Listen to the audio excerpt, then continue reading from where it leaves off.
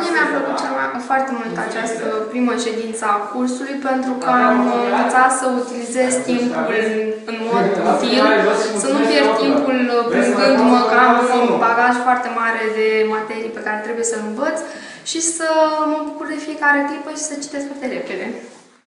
Cel mai relevant la acest curs mi s-a părut conceptul de hartă mentală.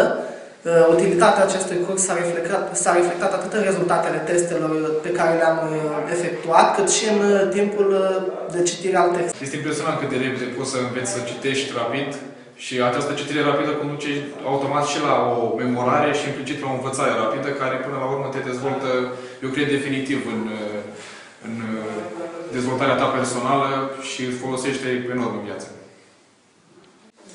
Ce am urmărit astăzi a fost în primul rând să reglăm puțin atitudinea față de informație, să înțelegem cum se face citirea rapidă, care e treaba cu citirea, memorarea și învățarea și cum să integrez asta în ceea ce se face la școală.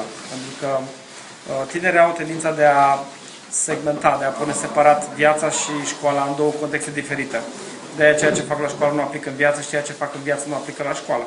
Se vede foarte bine când un tânăr zâmbește și e plin de viață și când îi dai să citească sau să memorize ceva sau să învețe, devine un tânăr oligofren care se holbează pe un text.